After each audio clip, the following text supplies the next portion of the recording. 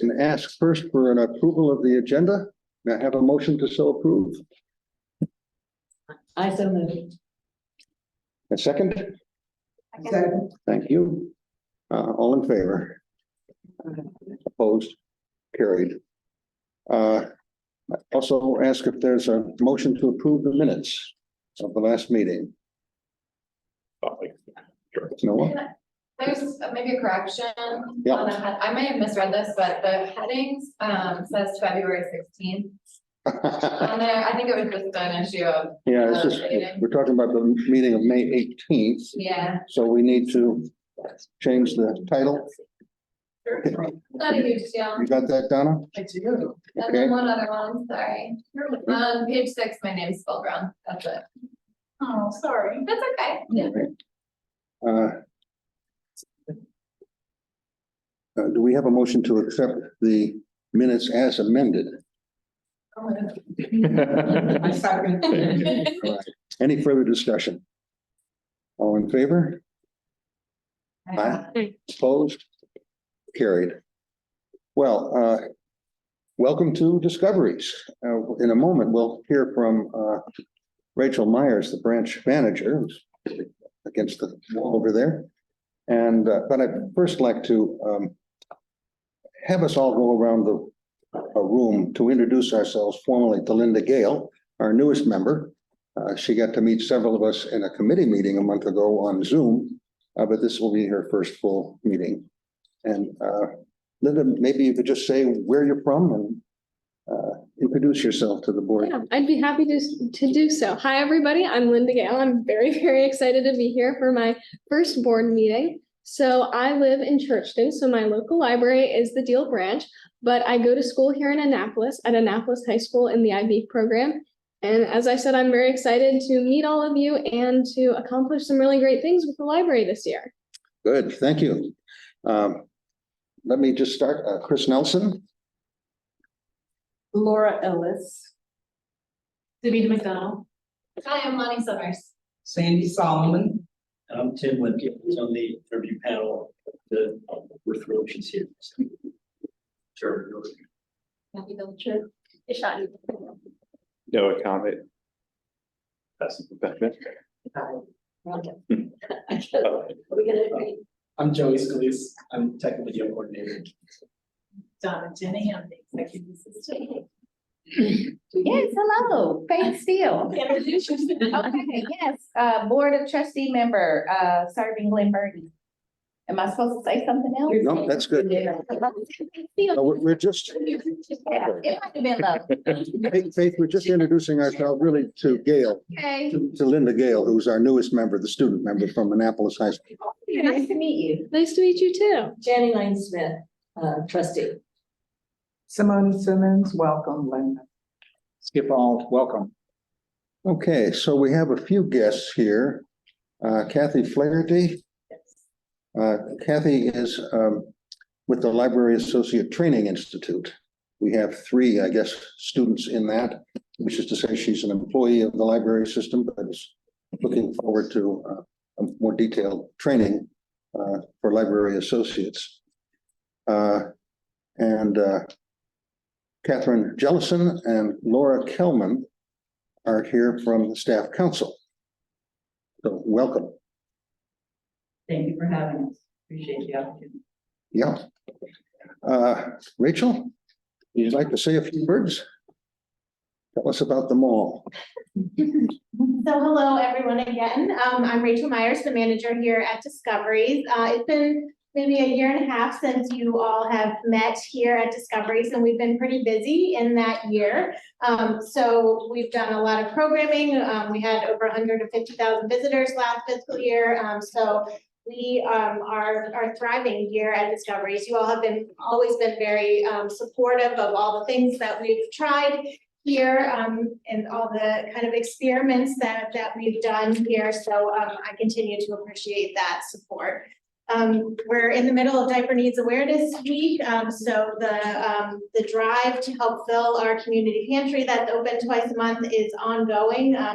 We served 2,201 families last fiscal year from the pantry. So distributing diapers, menstrual products, and other hygiene supplies, in addition to all the library services that we have here. Do you want me to talk about this? Sure, yeah. All right.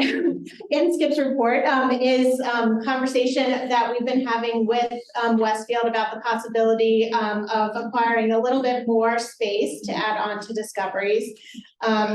This is the room that we typically have programs in. We have a number of programs, we have programs every day, but a lot of our programs are pretty large. And so when we have maybe 120 kids and parents in this room for story time, it gets where, some days are pushing the seams. So as you might have noticed from coming into the mall, there are a lot of spaces that are in turnover mode or empty currently. So we just maybe put a little bug in the ear of Westfield that we might be interested in some additional space. So we are kind of in the midst of talking with them about the possibilities. One of the possibilities is to get the space that's directly behind the programming room here, where there's two small stores. So we're kind of an L-shaped space right now. So the public floor is here, and then our staff room is that leg of the L. So that would kind of complete our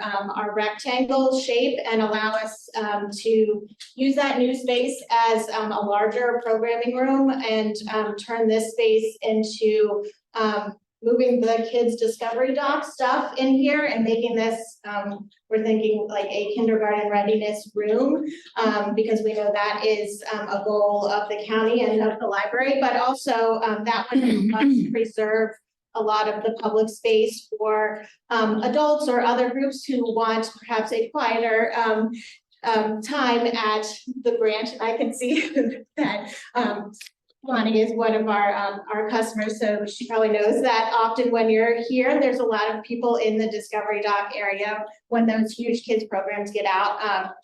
The space really is for families at that moment and less so for people working from home or trying to have tutoring sessions and other things like that. So we want to open up some additional space in the public floor for those types of meetings and really make the Discoveries experience great for everyone. And so this is one way that we hope to do that. I'm saying. Yeah, I was going to say, I was astonished when you said 120 people in for a program. I was aware that Discoveries was best known for its programming and all, but it sounds like you've really picked up quite a group of people to come in. So I wish you well getting this additional space. That would be quite exciting. Are there questions that people would have of her?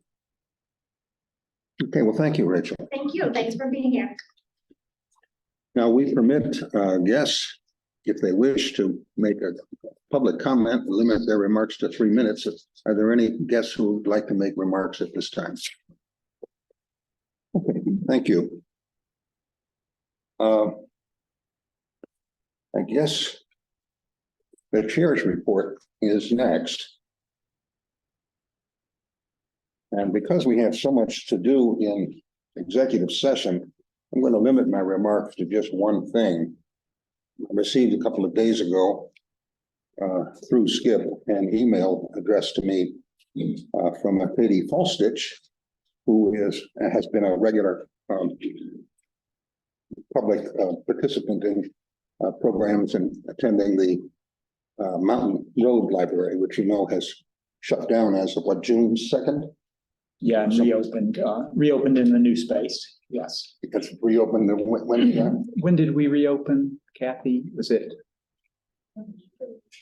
I think it reopened in July, and then as soon as then we were open for a while, limited hours and programs, and then we just got our furniture in and new bookcases, so we closed for 2 weeks to do that, and we reopened again on Monday. So it's been open, closed as a good process. Okay. She asked that I make the board aware that there's been considerable disruptions in services for individuals serviced by the Mountain Road Library and the Riviera Beach Library. There have been no toddler programming in the area for months now, no clear messaging on a recent Mountain Road closure or Riviera Beach opening. Considering the board approved to close the Mountain Road Library because of a handful of maintenance closings, while no real measures were taken to hold the landlord accountable, I would assume that months of no programming at two branches that are so close would be considered a huge problem. Mountain Road Library should not have been closed and moved out without community input, nor should it be at the same time the next closest branch is also in major transition and offline. It's a very sad state of affairs. Better planning is needed. In addition, I request that the board make the in-person full board meetings available to the public to virtually drop in going forward and for the foreseeable future. The meetings are not very accessible for working people or even stay-at-home parents if they only held in position at certain locations during business hours. Please remove roadblocks to community participation and observation of proceedings. So let me first comment. Rudy and Skip and I had a fairly lengthy telephone conversation with her in the spring, I guess it was. And so she's been in communication with Rudy frequently. We have advised her, but only as of yesterday, after we got this note, that these meetings are all online and they can be seen and attended and watched on YouTube, usually within a few days after the board meeting is concluded. I don't know whether that will be sufficient for her, but many of us were not on the board when the decision was made to close Mountain Road. And while we've had a report from time to time, this might be a good time to hear from either Skip or Rudy just a little bit about the decision that was made a year and a half ago. So, because I think that will help clarify and maybe correct some of the remarks made in this email. So, well, let me start and then Rudy, and I think Kathy may have some things to add as well. And Janeline may have some things to add because she was on the board and I remember. We were open at Mountain Road Library in the early 1990s, so almost 30 years we were open there. And from the beginning, we have had problems. We've had problems with the landlord not being accountable to maintain the property. We had constant problems for years and years. And every 5 years, we would have a new lease and we'd wring our hands about whether we were going to continue the lease or not. About when the lease was approaching, I think it ended this June. So about a year and a half, 2 years ago, we went to the board to say, look, we want to find another location. If we don't have a new location, we want to just completely shut it down, even if we don't find a location, because it was so bad and so constant. And in that regard, the board voted to do that. But then Rudy and his team worked with the county central services office and the real estate office in order to find a new location. It took a lot of effort. They considered several different places. And we were really happy to get this place at Lakeshore Plaza. The landlord, it's been like night and day having this landlord to work with. The landlord is very responsive to everything we need and everything that the previous landlord was not. This landlord is in terms of helping us out to make this a good place. Just in addition, we are looking to move forward with next year's capital budget to include planning for looking for a new Mountain Road Library to be built and owned by the county 5 or 6 years from now. So that's background from my point of view. Rudy, would you address anything else? And then Kathy? Let me just add something to that. And that is that we committed to seeking some public participation and comment once we decide we're going to go forward. Is that my understanding, Rudy? Yes, so just to expand on Mr. Hall's comments. So I got here to the library. Rudy, can you speak up so that they can hear too? I believe my third or fourth board meeting that I was here at, I heard very clearly from Ms. Smith. During the meeting in which we were presenting the Annapolis plan. Not to paraphrase, but You can. my recollection of that meeting was, when the heck are we going to get out of Mountain Road? Basically. So I took it upon myself to do some research about the facility, and just as Mr. Brawl has indicated, on the very day we moved into the old Mountain Road, we have had problems with that building. Landlord was not responsive, the building's in poor shape, not well maintained throughout our entire tenancy. But every 5 years when these came up, we not library management as a whole. Decided to re-engage with these just to see what we could find as far as getting the landlord to become more responsive. We were never successful. We never got to that point. So in November of 21, when we were planning out the Y23 budget, which was the budget just concluded, we brought to the board a decision, a request for a decision on whether or not we were going to continue on. The board at that time listened to our details about the history of our experience with that lease, the needs of the community. During that full time too, we had been engaged with the community through the staff, get their input on what we needed to do there. And the board at that time decided to move forward with ending the lease, finding a new location for Monroe. Of course, we gave one last effort with landlord in June of 22. And let me know that we don't make any threats. We just, that's what we're going to do. Our plans didn't coincide with the landlord's plans, and we went to part ways. So we made that fairly clear to the landlord. Zero action, and absolutely nothing was done. So when the time came for us to renegotiate the lease, we declined to negotiate. We instead engaged with County Central Services, got communication. And again, as Mr. Wallace said, the new landlord, St. John's Properties, highly professional organization. They've been super workable. We think that the new facility is going to serve the community very, very well for the next 5.5 years that we have to lease. In one of the action items in today's agenda is the approval of facilities master plan for Y24-29. In that plan is a definite outline for seeking a new permanent location for Mountain Road in a county-owned building. We're going to work very hard at trying to find one, but preview that effort is going to be a heavy lift because there's not a lot of opportunities there. So we'll see what we can do. Lighting that facility. Thank you. Any comment, Kathy, on programming? Well, just two things I would add to all the things that Ms. Gilligan said. The last year before we took it to the board that we wanted to close, what was happening is every time it rained, the toilets didn't work. And that's why we had to close. So we had 30 instances in the last year that we had to close because of that. So just to give you an idea, that's in addition to roof leaks and other problems, but it was not workable, and the community wasn't getting services for all those days, and sometimes it wasn't just for one day. Yeah, to underline that, we sat down and calculated the number of days we were closed. We were only getting 10.5 months of active service out of that lease for every year that we were in there. A month and a half lease were closed each year for various things of the building.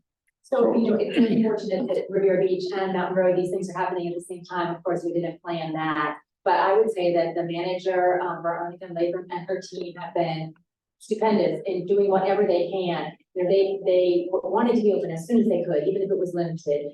They had boxes everywhere and they were setting up the books and, doing as much as they can. It's a big process to move a library and get everything all set up, and they're very excited to start doing this. They also have been doing outreach in the community. They've still been going to the parks and going to the schools. So they're still reaching the community, even though they haven't been doing programs at the branch as As I understand it, then, starting next Monday, you'll be renewing a full set of programs and so on. They will be back in the branch starting on Monday for full hours. Story time starts the next week. Okay.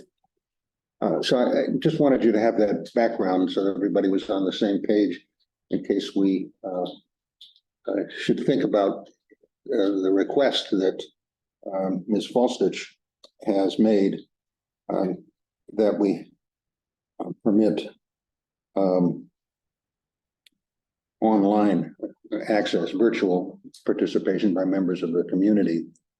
I don't know what that would bring on. Certainly, we permit anyone to come to the meetings and give them an opportunity to speak. And it may be that now that she's been informed of the availability of YouTube recordings of our meetings, that would be sufficient. And of course, she knows that she can write to Skip or to me, and as can anybody, and we'd be happy to bring matters to the board.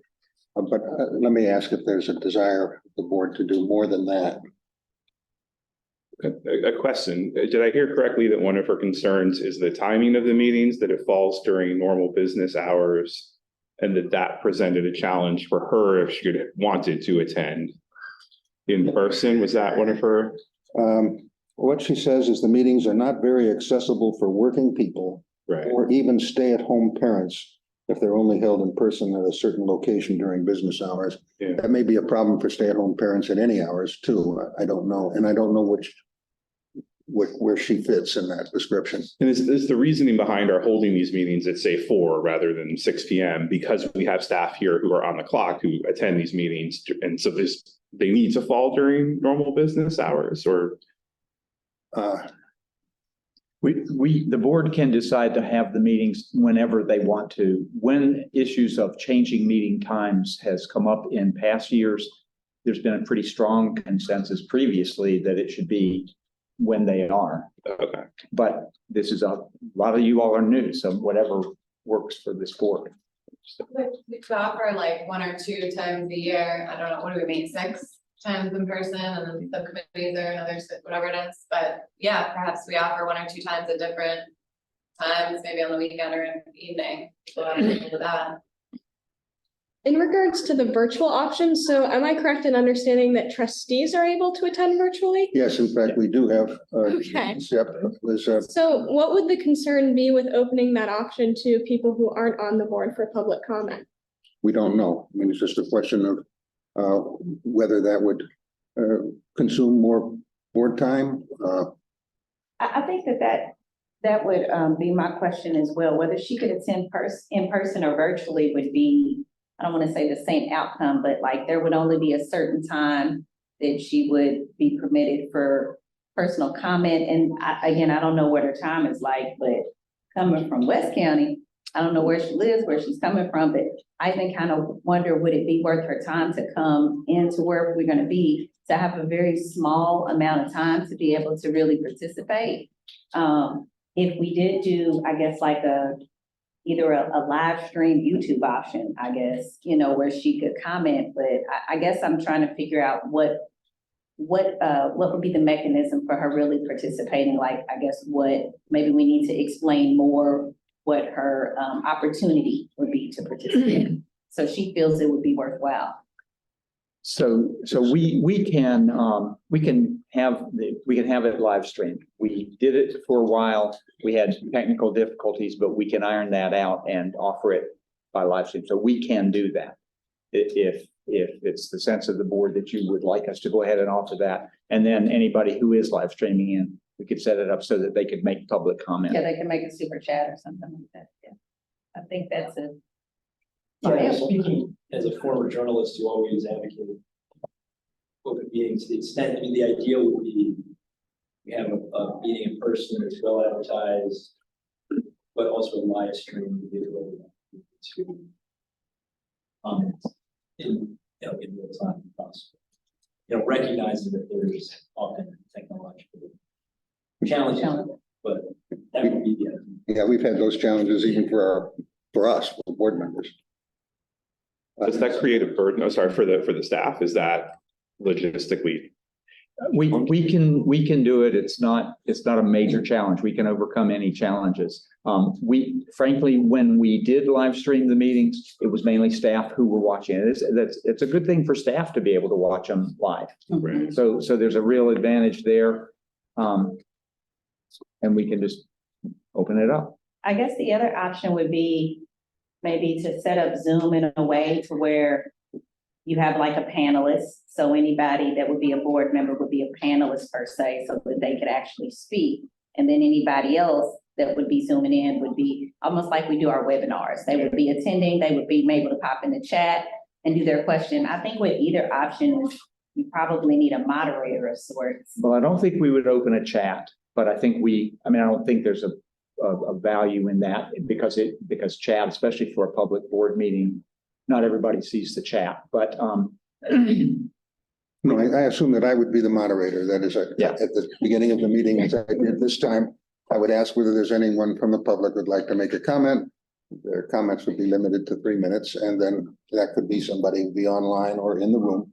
So we could do it that way. and we can bring them in. Yeah, You we would can. need somebody to moderate that though. That- Otherwise, it would be a. Yeah, free-for-all. I think that was my. Joey would be the person who would allow people into the meeting to speak.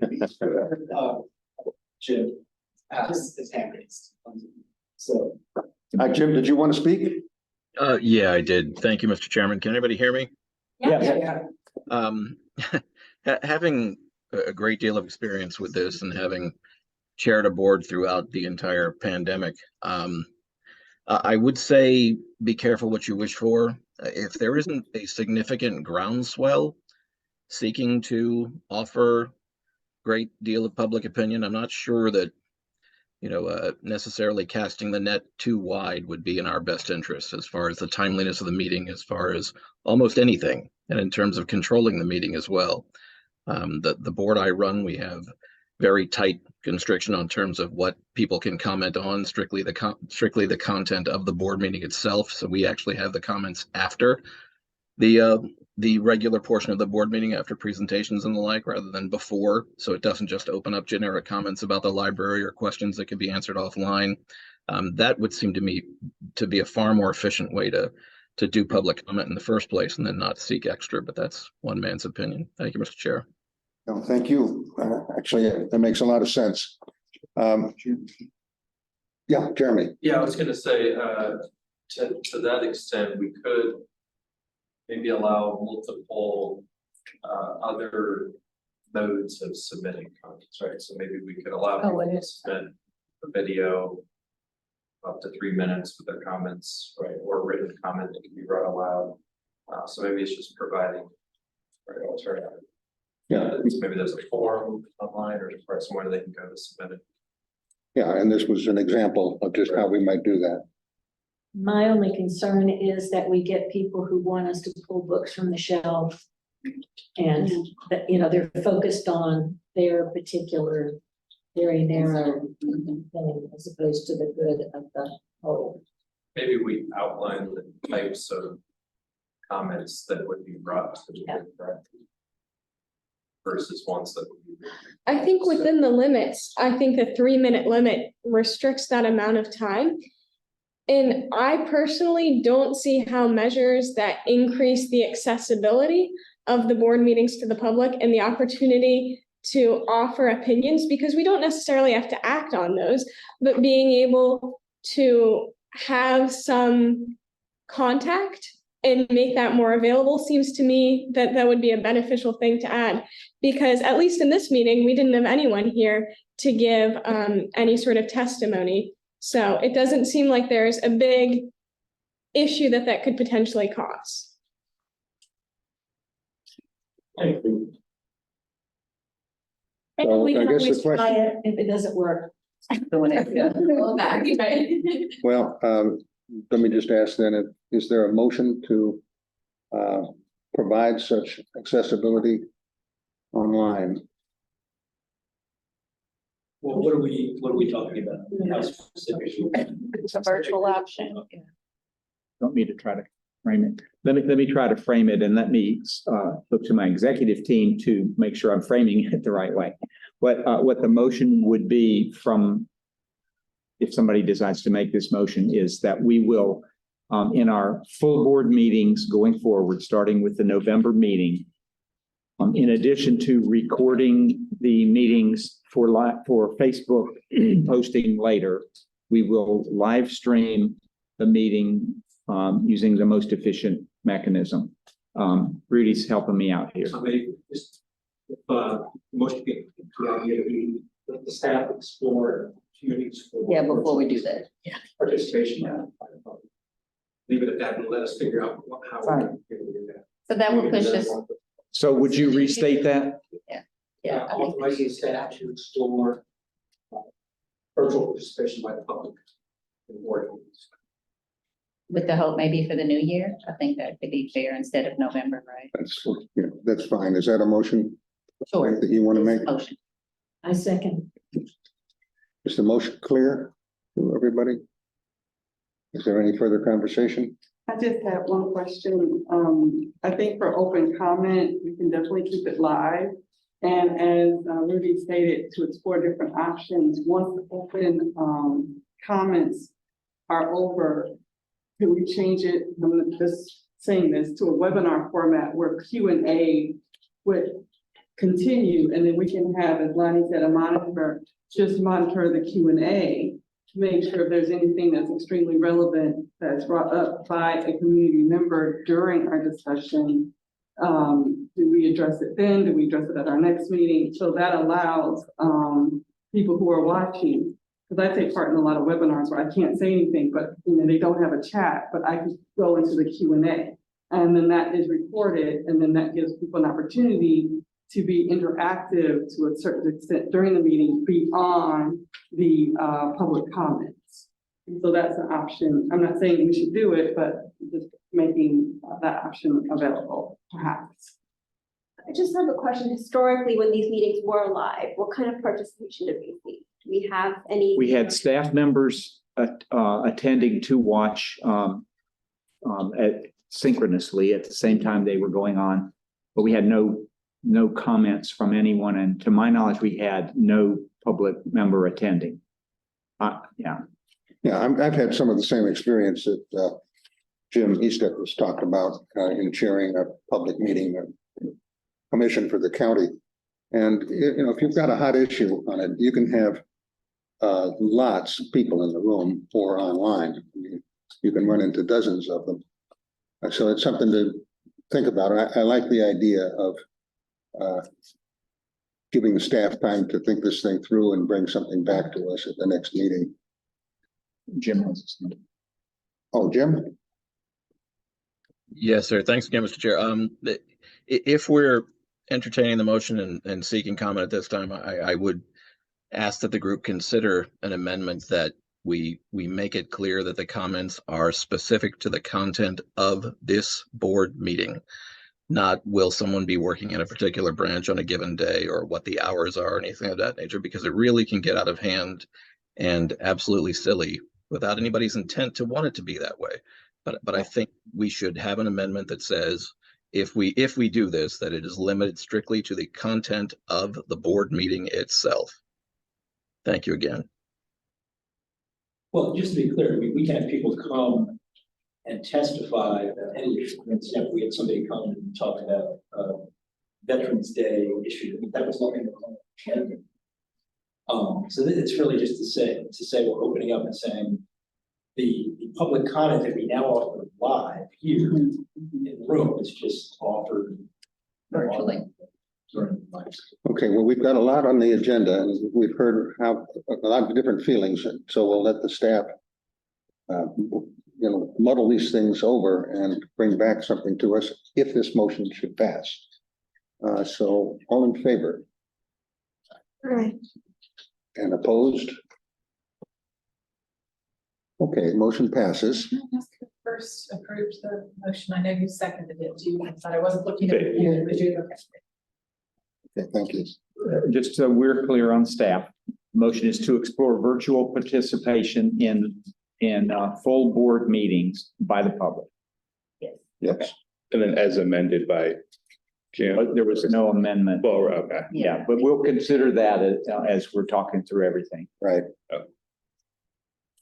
Okay, may we have a foundation board report from, is it Demita? Going to Yes. speak to it? Okay. Speak to it. So, you do have the, full report from Kathleen, on Board of Vet. But I'll just bring up a few things here. So Foundation, Board appointed new members, Chris Matsablanca and Tim Williams, at the annual meeting, back in May. And the 2014 slate of, which was also approved.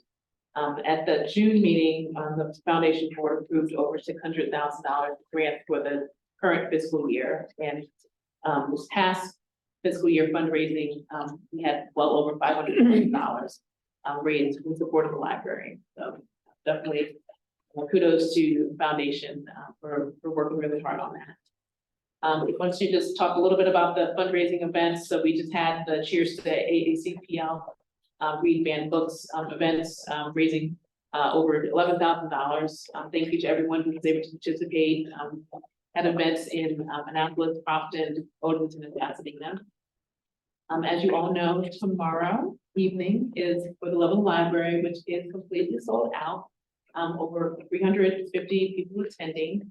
Thank you so much for everyone who has stepped up and becoming a partner and being able to support the library through this fundraising effort and being able to, support, encouraging others to give during the event as well. So there'll be a live auction, but the paddle raise, and so to the extent anyone can participate in that as well, definitely greatly appreciated. Definitely will be a fun time as fun last year as well. And then lastly, wanted to just update everyone about Read Between the Wines. It had been postponed for a while, but now we have a new date of November 9th at Great Frogs Winery.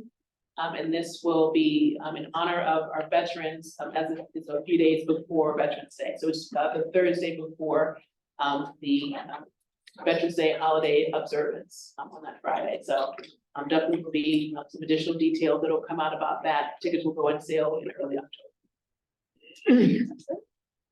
Okay, Skip, you wanted to add something? Yeah, Kathleen is attending virtually, and Kathleen, you may have something to say too, but before you go, even though the event is sold out, Kathleen said to me this morning that she would make tickets available to any trustees who have not yet purchased tickets at $100 at the original price, so not the escalated price that came later. The foundation board has 100% participation, and the Board of Trustees has 44% participation. And if you're so inclined, we would love to see as many trustees as possible at the event. Yeah. Kathleen, anything to add?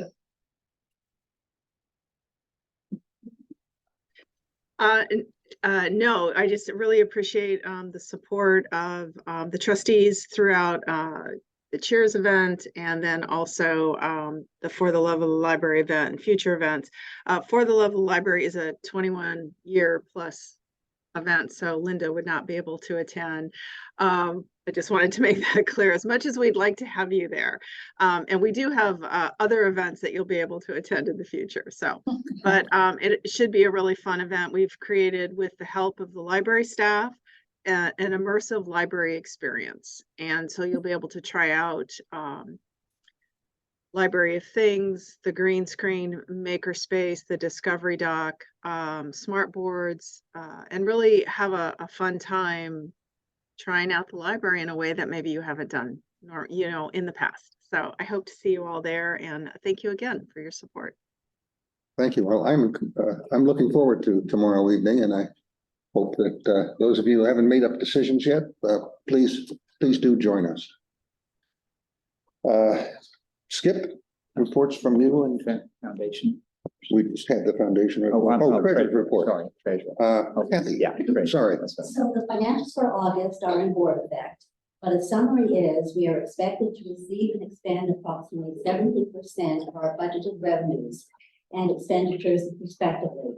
To date, we have received 60% of total revenues with no major variances noted. Also, we have spent 13% of the budgeted expenditures for fiscal year 2024.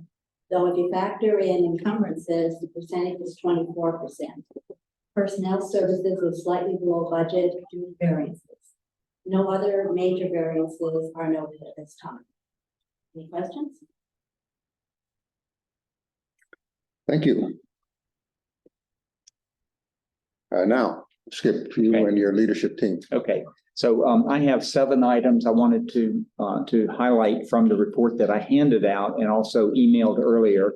I was remiss in getting it in on time. It was due a week ago. So apologies for that. I'll try to do better on that.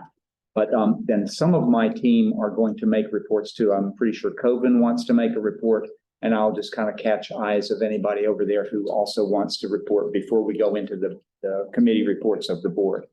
So item number one, the Staff Association organized an outing to see the Baltimore Orioles on August 26th, which was awesome. It was just so great to be able to be there and in a relaxed setting and not sort of in the daily grind of our workplace. So that was great. And they also are planning additional activities, and they purchased 2 tickets to For the Love of the Library and raffled them off. So it's great that the Staff Association is being so engaged on these kinds of things. So Catherine and Laura, thank you for that.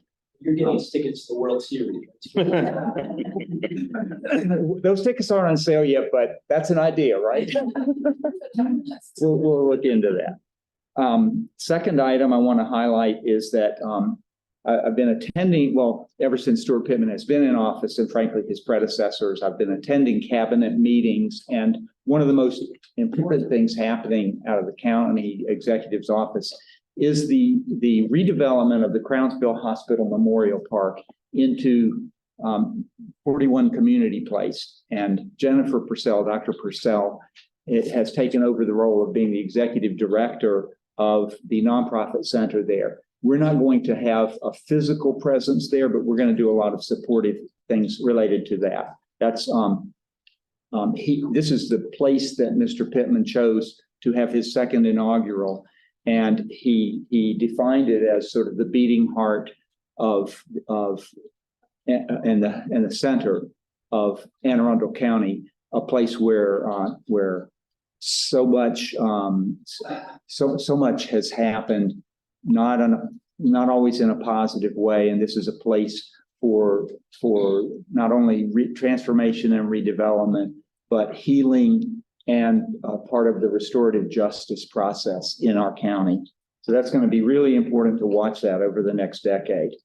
Third item I want to mention is I got to see Dr. Kalyana Raman a couple of weeks ago and had lunch with him, and he's now at the state, Maryland State. He's the Deputy Secretary of Health for public health. But while he was in the role here as the county health officer, he helped and really was a major force. And now Dr. Tony Gedden, the new health officer, is a major force in the gun violence prevention efforts. The distribution program, the gun lock distribution program that we started at 3 libraries has expanded to all of the libraries. We've given out maybe 3,000. It's close to 3,000, just under, Kathy's telling me. Gloria Harberts has been on the gun violence intervention team, and she's been such a major advocate that Dr. Gedden invited Gloria to present at a conference up in Chicago in early November. It's a conference of the National Research Council for the Prevention of Firearm-Related Harms. So that's just really great. I wanted to mention that our LEDIT team, which is the Library Equity, Diversity and Inclusion team, is transforming a bit now, especially from the standpoint of the leadership that I appoint to attend the LEDIT meetings. Kathy and Coven and I attended practically all of those meetings for the first year and a half, and partly in response to a recommendation from Due East, which came out in the summertime, in the midsummer. They recommended that we have one of the executive team members serve as a co-chair and then have LEDIT itself elect a second co-chair. So that process started with me asking Rudy and Kathleen to take the place of Kathy and Coven attending those meetings. And I've also let them know that I'm going to back away from attending every one of those meetings. I don't generally attend committee meetings, but this is kind of more than a committee. It's an integral team working on trying to make our workplace better in just a lot of different ways. But I'm going to step back, attend when needed. I've asked Rudy to be the co-chair from the executive team, and I think their next meeting is next month, and they'll look to elect a second co-chair. They also have provided a final report and recommendations, which I've shared with Leadit and I've shared with the library leadership team.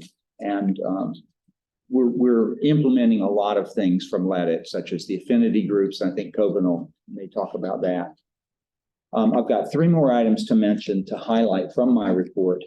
We have applied to the SERVE program. So you may have heard Governor Moore in his campaign and after talking about the Maryland Corps, trying to get a program launched, and it is launched now, that will allow high school graduates to get into the workforce kind of in an apprentice program. So we've applied for 5 service members, and we if we get 1, 2, 3, 4, or 5 of them, they will work for 40 hours a week. They'll have $15 an hour pay. They will get full benefits. The way that the payment happens is that the state pays their salary, the library pays to benefit, and the county we've talked with, they're very supportive of this. So if there's a need for a 4th quarter transfer of funding, they'll somehow do that. But the big point is we're looking for 2 maintenance assistants, 2 circulation assistants, and 1 digital experience assistant. These folks will have graduated high school, and those are positions that require a high school degree.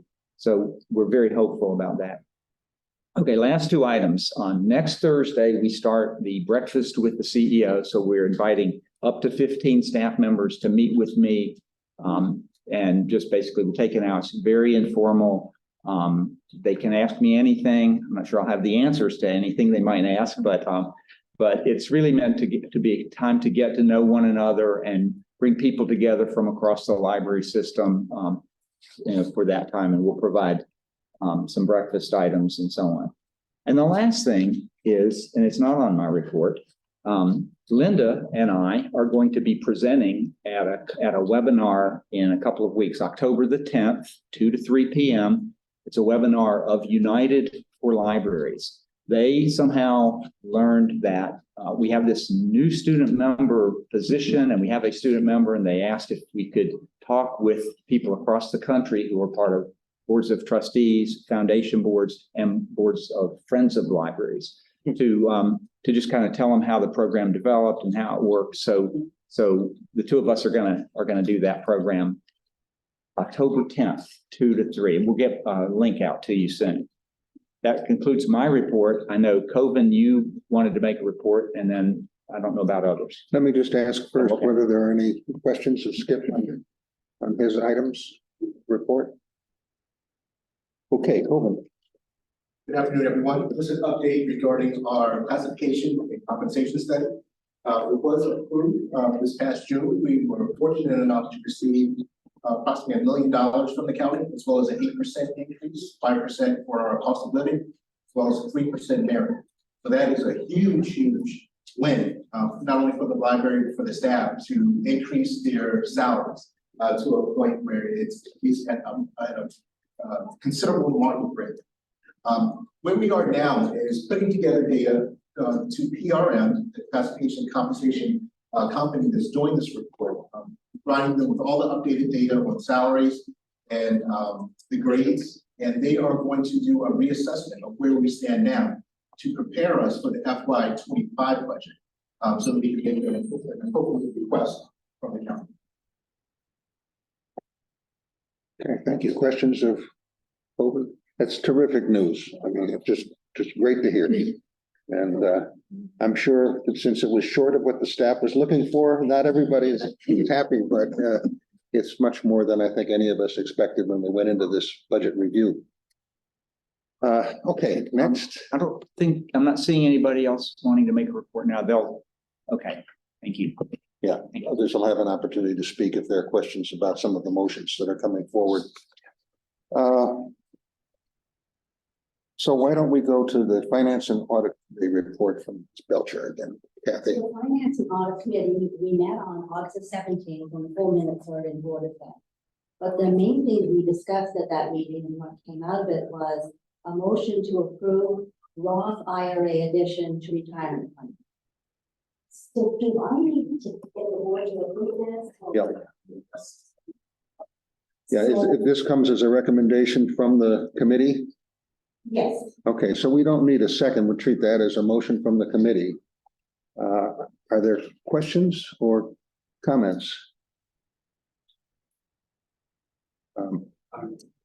What current vehicles exist? What are we adding to? Well, we have several. I mean, this list of different stocks, mid caps, small caps. This was just added to us. We didn't have broad plan. It was a congressional law passed in 2022 for all catch-up contributions. So people who are eligible for catch-up contributions, those catch-up contributions have to be invested in the broad plan. So that's why we're adding. Yeah, so some people will be opting in. How many people do you expect to participate? Any idea? Oh, I don't know. I mean, I think it'll be great for people, individuals. We've gotten some comment back from some individuals in terms of just using the plan and they could be able else. I don't have a sense. Okay.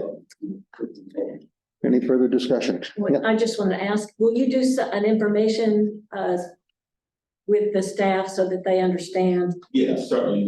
T. Rowe Price, who is our beneficiary, who does our plan, they'll be sending out all the information to everybody who participates in the plan. They'll have. Sometimes people don't understand the advantages, and it's such an advantage that it would be wonderful to have the staff all participate. It certainly is. And we've been in contact with T. Rowe Price last month. They will be sending out detailed information.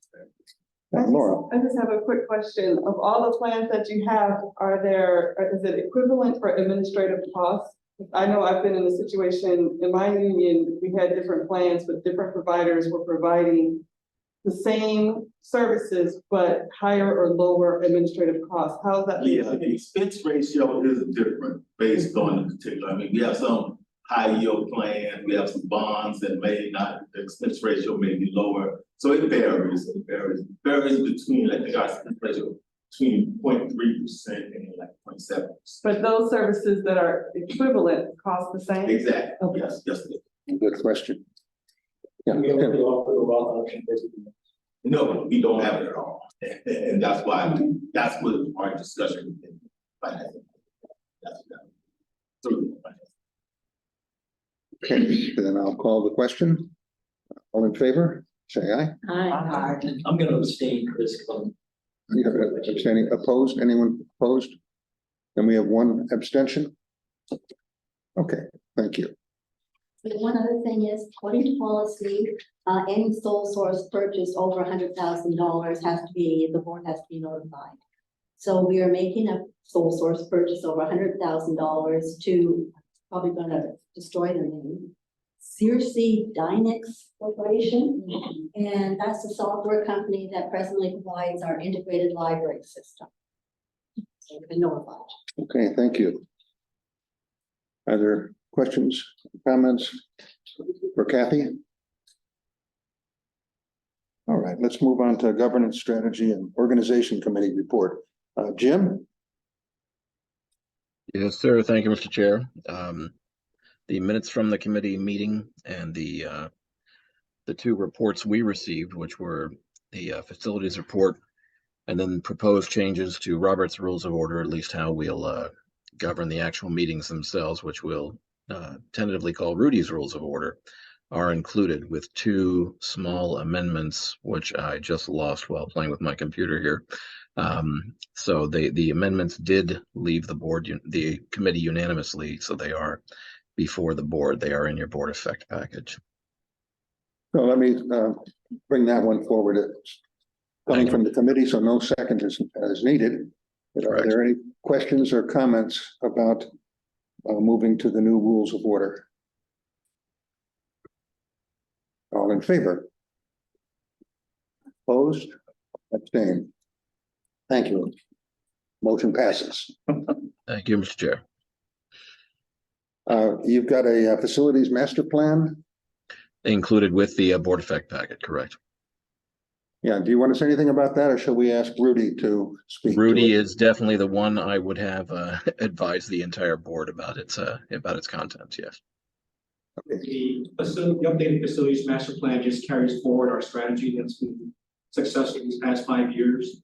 We're looking forward to bringing a new Glen Library online, a new Mansfield Library online. And we also have several other projects that are in planning phases that are detailed in the facilities master plan. Most importantly, in the very near term, expansion of the Deal Library. We'll be submitting a capital request for that FY25 that you're coming in. Okay. And that's the library with the lowest volumes per resident in the system, or one of them? I'm not sure what you're asking. Oh, well, that's all right. I mean, you've got it in your report. It's one of our smaller libraries. It's one of the older libraries. It needs some renovation. The county's looking at doing a community center in that same area, so we're trying to leverage that momentum to. That's smart. Okay, are there any questions for Rudy or Jim? Did I miss what's happening at Rivera Beach? We can discuss that later on if you want me. Well, you know, we need to hear it, I think, actually, because a lot of people have been asking, you know, it was to be opened up a couple of weeks ago and then it got postponed. It'd be good to get that. Thank you. So, let me speak with candor. This project has been extremely difficult. The county's purchasing rules require us to hire the lowest cost bidder to construction. And unfortunately, we haven't paid them. So we are struggling to get performance out of the contractor.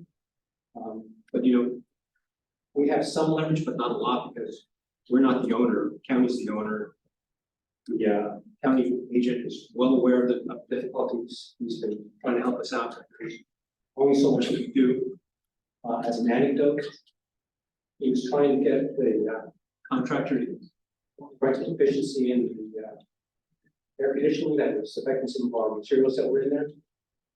And our engineer literally had to bring the diagram and walk the constructor through the diagram to get him to figure out what he needed to do to fix the air conditioning. And fortunately, he did do that finally, so that's fixed, that's resolved. But now you see where we've been here. The pace of work has not improved despite many reports. It's all on the record.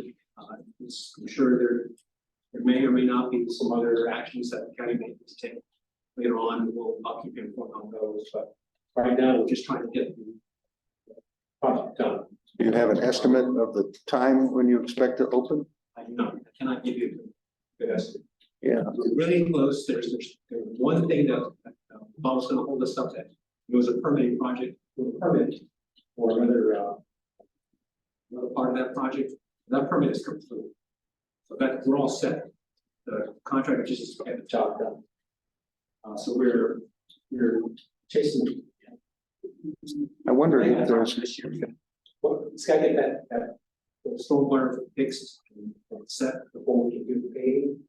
And once it gets too cold, we can't do the paving. So we're eyeing the calendar very carefully. Yeah, I wonder if there's any kind of status report or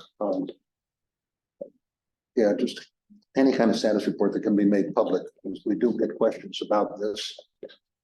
I can see how difficult it is. We do get inquiries from the public, and our answer has been that we are working closely with the county to ensure that the contractor performs and is able to complete the project. Is he not worried about being sued for a lack of performance? In an open meeting, right now, I'm not commenting. I just can't imagine that in any other situation, somebody would do such a bad job and not be liable for lack of performance. So I heard a podcast just the other day about the Sydney Opera House. It was a really interesting conversation about how that whole project came about. The architect had designed that going work and the engineer told him work back and forth. Anyway, 13 years later, after the foundation was built, the Opera House finally opened. So I'm not saying your weeks. If I can deliver it in 11 years, I had scheduled then. No, sir. We're the end user. Yeah. So the building is built to our specifications. Yeah. The manager, it's gonna be. Go ahead, Skip. So, so let me just speak to that issue a little bit. The contract includes damages. No? No, we don't want to talk about it. Okay, well, let me say this. No. There are things that would be comforting to Jana Lane that I apparently cannot say. I'll take that. We can move this discussion into executive session. The county has considered what options they have. So generally, there are options for terminating your contract. I will be happy to answer those questions in closed session.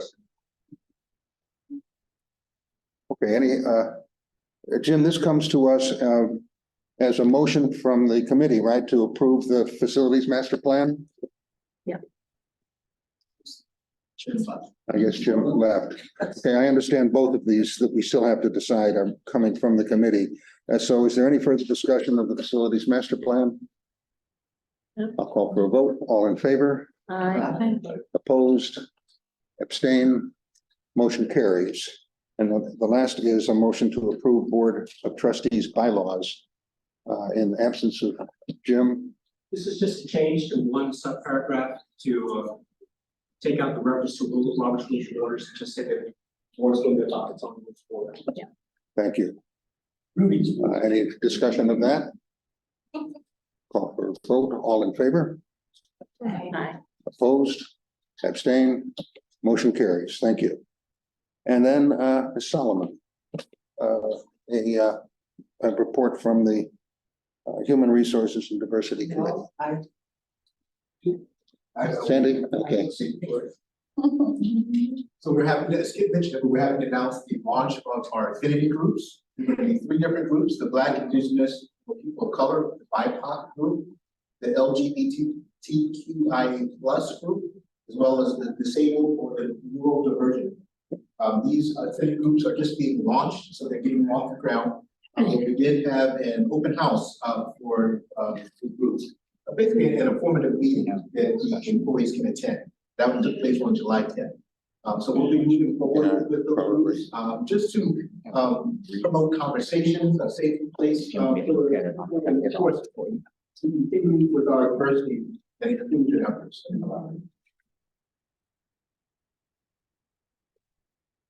And then for our salary scale, we, as I mentioned, we received that money from the county as well as that increase. So we do have enough money to implement the new salary scale.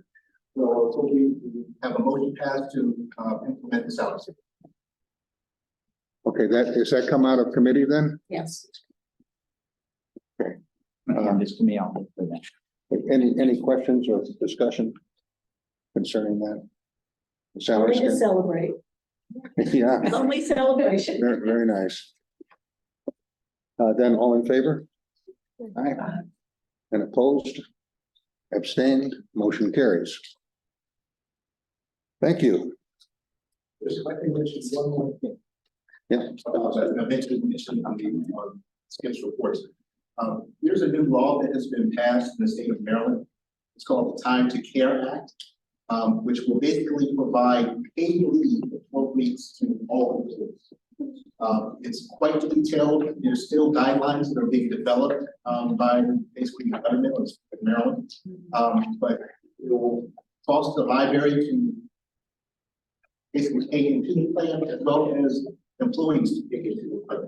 This is a mandatory law. You cannot opt out. We're meeting with all the libraries in the state of Maryland, and everyone was discussing our options.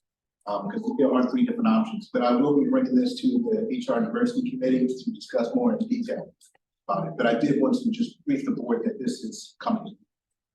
And it's going to really take effect in January of 2026. So there's a great deal of detail ramping up. even though you're waiting on detail, what's the overall, is it almost like a paid FMLA or? Basically, think of it that way. Okay. FMLA. Family.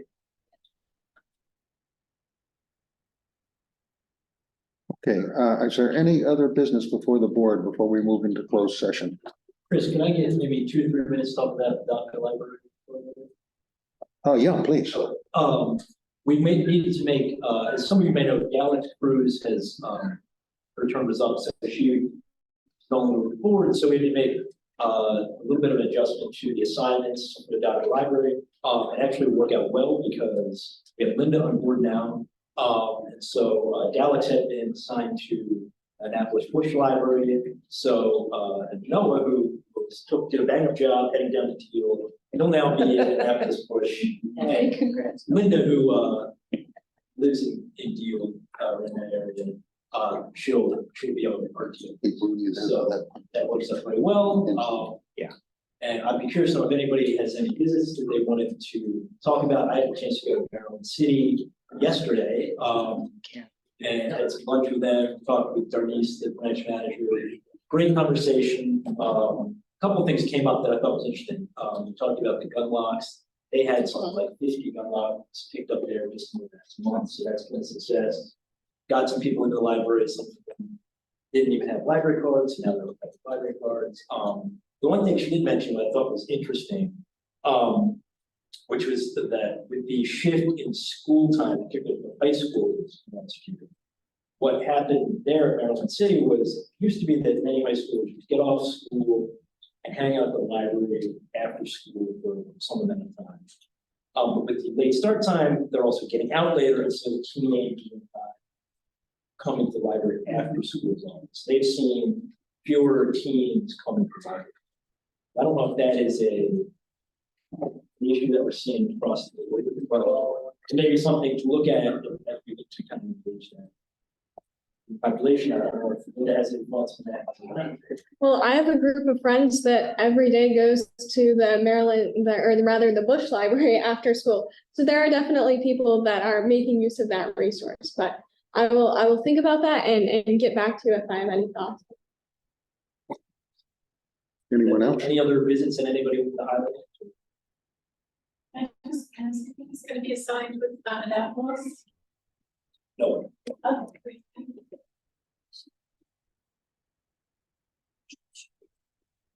There's something you'd like to add, Sandy? No, I was just asking, Okay. All right, then let me ask for a motion to convene in closed session. This will be under the provisions of the Open Meetings Act, Article 3, Section 305B, to discuss the appointment, employment, assignment, promotion, discipline, demotion, compensation, blah, blah, blah, of employees over whom the library has jurisdiction, and then to consult with staff, consultants, and other individuals about a pending or potential litigation, something that is not yet on the agenda. So we will do that second matter first, and if we pass the motion, then I'll ask Skip, Rudy, Skip, Rudy, and Kathy to stay for this one item, and then we'll excuse you for the first item. May I have such a motion? All in favor? Aye. Opposed? Carried. Thank you. And thank you to our guests and others.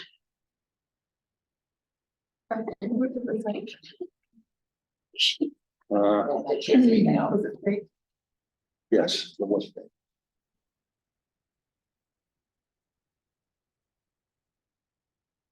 Thank you. So, Joey, we don't have anybody else. Should I stop? Actually, can you